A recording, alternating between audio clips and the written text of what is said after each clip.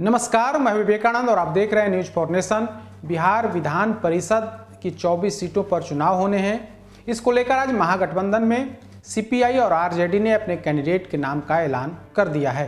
तो आज हम जो बिहार विधान परिषद की सीट पर चर्चा करेंगे वो सीट है कटिहार। कटिहार सीट पर भी आरजेडी ने अपने कैंडिडेट की घोषणा कर दी है।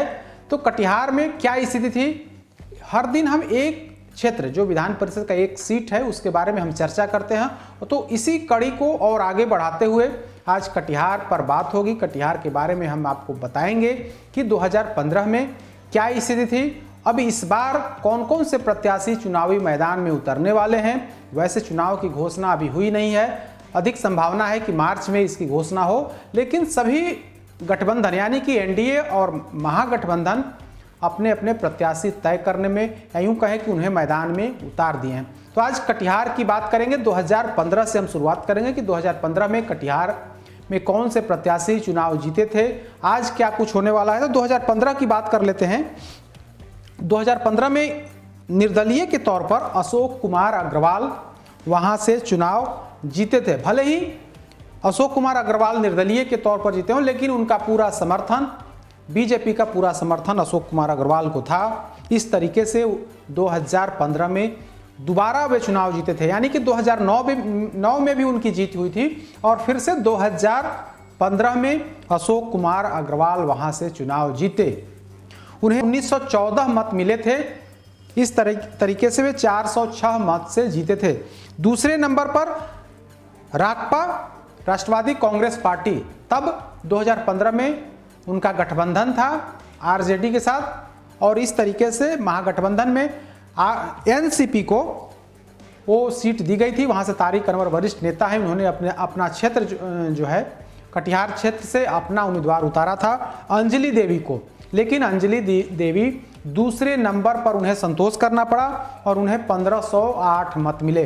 यानी कि विनर जो कैंडिडेट थे अशोक कुमार अग्रवाल, उन्हें 1914 और जो सेकंड नंबर पर हुए उन्हें 1508 मत मिले। इस तरीके से 406 मत से जीत हुई। एक निर्दलीय प्रत्याशी के तौर पर भी एक महिला थी, उन्हें 33 मत से संतोष करना पड़ा, जबकि 280 मत रद्द घोषित कर दिए गए थे।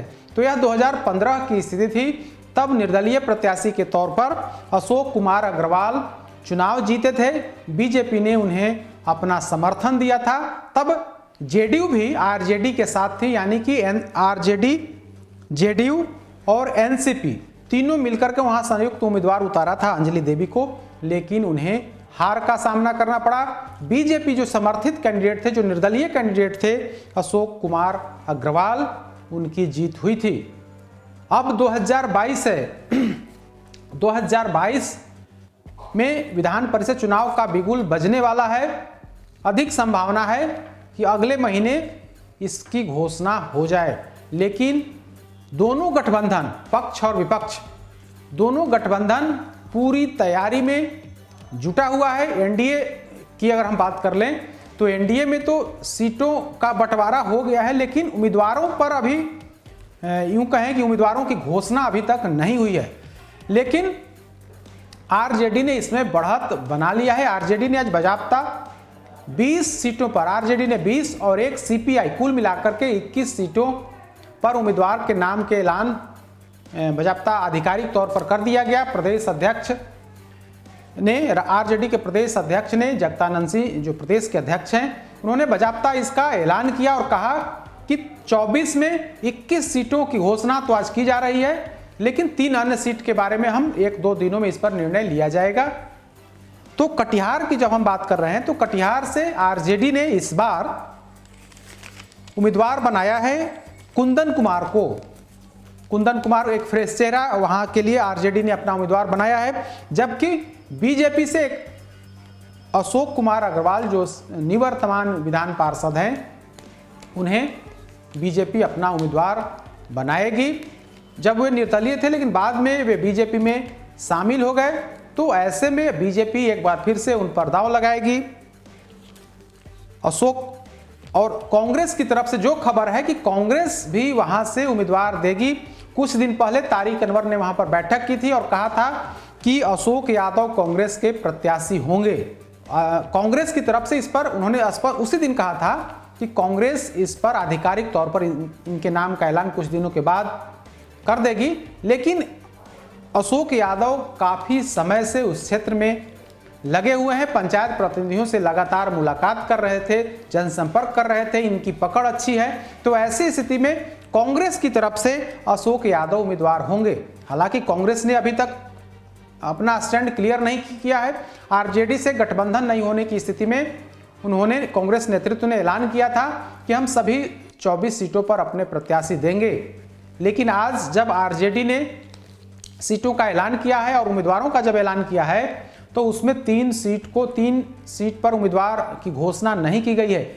इसके बाद यह चर्चा शुरू हो गई है कि जिन 3 सीटों पर उम्मीदवार नहीं दिया गया है, संभवतः वो सीट कांग्रेस के खाते में जाएगी।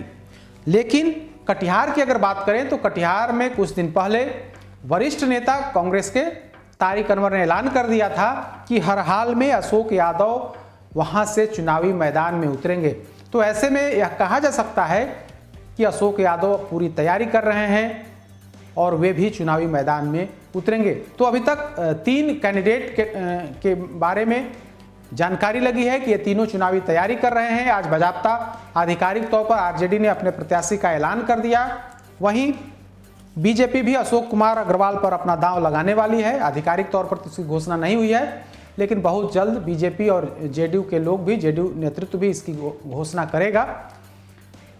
अगर इस बार के चुनाव की बात करें तो अशोक कुमार अग्रवाल 2 बार विधान पार्षद रह चुके हैं, बड़े ठेकेदार कहे जाते हैं, काफ़ी पैसे वाले हैं। तो इस चुनाव में चूंकि थैली वाले कैंडिडेट का ही बोलबाला है, तो इस स्थिति में अशोक कुमार अग्रवाल फिट बैठते हैं। वे भी लगातार संपर्क कर रहे हैं, जो पंचायत प्रतिनिधि जीत करके आए हैं उन पर दांव लगा रहे हैं और अपनी ओर उन्हें लाने की हर कोशिश कर रहे हैं। अगर हम आरजेडी कैंडिडेट की बात करें तो आरजेडी ने जिन्हें आज उम्मीदवार बनाया है कुंदन कुमार को, वे भी काफ़ी सक्षम हैं, थैली से भी मजबूत हैं। तो ऐसी स्थिति में ये भी मुंहतोड़ जवाब बीजेपी कैंडिडेट को दे सकते हैं, ऐसी जानकारी कटिहार से निकल करके सामने आ रही है। वहीं अशोक यादव का भी अपना दावा है, वे भी कह रहे हैं कि हम भी चुनावी प्रचार कर रहे हैं, पंचायत प्रतिनिधियों से संपर्क कर रहे हैं, उनके साथ बैठक कर रहे हैं, उन्हें सम्मान समारोह आयोजित कर उन्हें सम्मानित कर रहे हैं। तो सभी के अपने अपने दावे हैं, लेकिन जब तक चुनाव की घोषणा नहीं हो जाती है तब तक यह नहीं कहा जा सकता कि कौन कौन से प्रत्याशी चुनावी मैदान में होंगे, क्योंकि इस चुनाव में पैसे का बोलबाला होता है। तो ऐसी स्थिति में जो मजबूत कैंडिडेट होंगे, जो पैसे से मजबूत होंगे, जो धन बल से मजबूत होंगे, कहीं ना कहीं वही चुनावी मैदान में उतरते हैं। आम कार्यकर्ता या आम नेता यह चुनाव जीतने में सक्षम नहीं हो पाता है। तो यही स्थिति कटिहार की थी। कटिहार के बारे में हमने विस्तार से बताया कि क्या कुछ होने वाला है, 2015 में क्या स्थिति थी, इस बार क्या कुछ होने वाला है। कल फिर से किसी दूसरे विधान परिषद क्षेत्र के बारे में हम चर्चा करेंगे। तब तक हमें दीजिए इजाज़त। नमस्कार।